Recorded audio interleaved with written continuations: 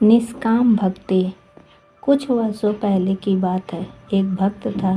वह हर रोज़ बिहारी जी के मंदिर जाया करता था, लेकिन मंदिर में बिहारी जी के स्थान पर उसे एक ज्योति दिखाई दिया करती थी, जबकि मंदिर में बाकी के सभी भक्त कहते, वाह वाह, आज बिहारी जी का श्रृंगार कितना अच्छा लग रहा है।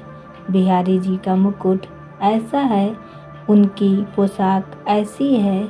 तो वह भक्त सोचने लगता है, आखिर बिहारी जी सबको दर्शन देते हैं, पर मुझे क्यों केवल एक ज्योति ही दिखाई देती है। हर दिन ऐसा ही होता है। फिर एक दिन मंदिर में बिहारी जी से बोला, ऐसी क्या बात है कि आप सबको तो दर्शन देते हैं, पर मुझे दिखाई नहीं देते हैं। कल आपको मुझे दर्शन देना ही पड़ेगा। अगले दिन जब वह मंदिर गया तो फिर बिहारी जी उसे ज्योत के रूप में ही दिखे। वह बोला, बिहारी जी, अगर कल मुझे आपने दर्शन नहीं दिए तो मैं यमुना जी में डूबकर मर जाऊंगा।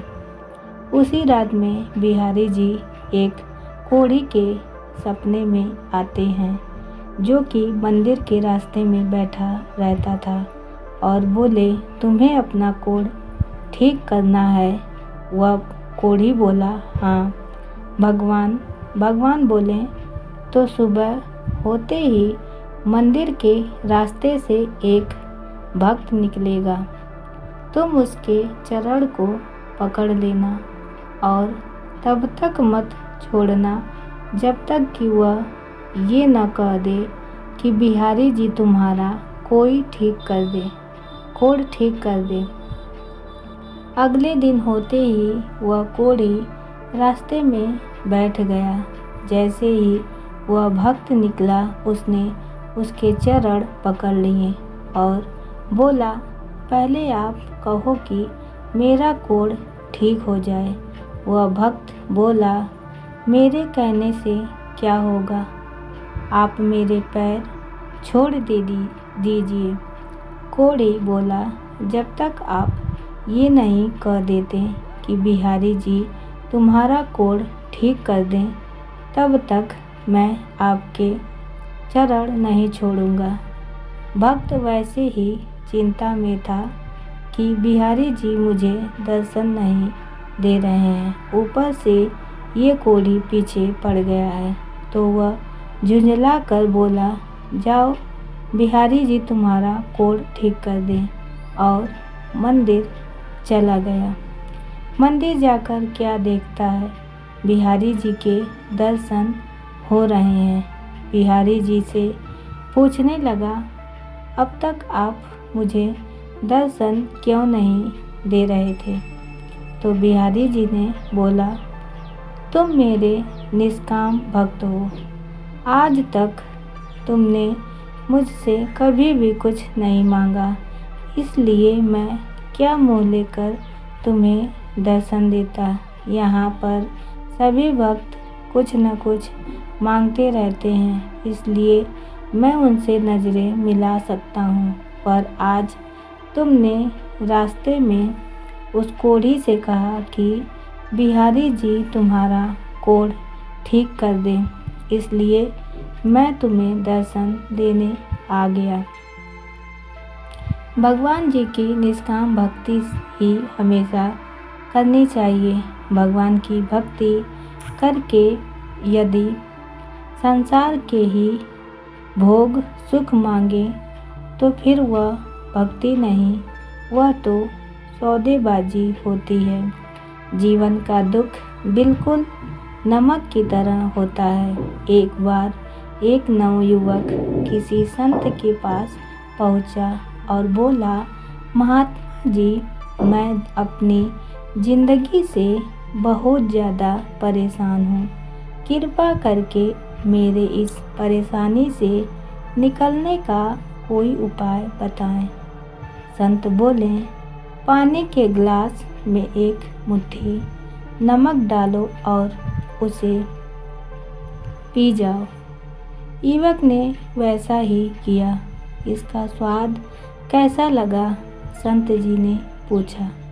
बहुत ही खराब, एकदम खारा, युवक थूकते हुए बोला। संत मुस्कुराते हुए बोले, एक बार फिर अपने हाथ में एक मुट्ठी नमक ले लो और मेरे पीछे पीछे आओ। दोनों धीरे धीरे आगे बढ़ने लगे और थोड़ी दूर जाकर स्वच्छ पानी से बनी एक झील के सामने रुक गए।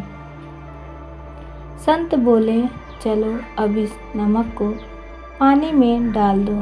संत ने निर्देश दिया। युवक ने वैसा ही किया। अब इस झील का पानी पियो। संत बोले। युवक पानी पीने लगा। एक बार फिर संत ने पूछा, बताओ इसका स्वाद कैसा है? क्या अभी भी तुम्हें यह खरा लग रहा है?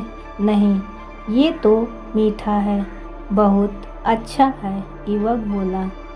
संत युवक के बगल में बैठ गए और उसका हाथ थामते हुए बोले, जीवन के दुख बिल्कुल नमक की तरह है, न इससे कम न ज़्यादा।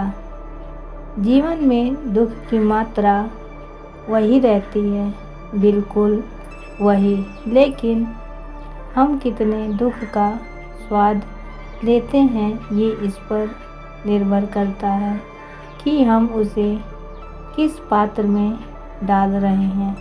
इसलिए जब भी तुम दुखी हो तो सिर्फ इतना कर सकते हो कि खुद को बड़ा कर लो, ग्लास मत बने रहो, झील बन जाओ। जन्म लिया है तो सिर्फ सांसें मत लो, जीने का शौक भी रखो। हमें कभी भी कोई काम करते हुए स्वार्थ नहीं देखना चाहिए, क्योंकि निस्वार्थ सेवा से ही भगवान हम पे अपनी कृपा बनाए रखते हैं। उम्मीद है दोस्तों आपको हमारी कहानी पसंद आई होगी। पसंद आई है तो एक लाइक शेयर ज़रूर करें और चैनल पर नए हैं तो चैनल को सब्सक्राइब कर बेल आइकन दबाना ना भूलें, ताकि अगली अपडेट सबसे पहले आपको मिले। धन्यवाद।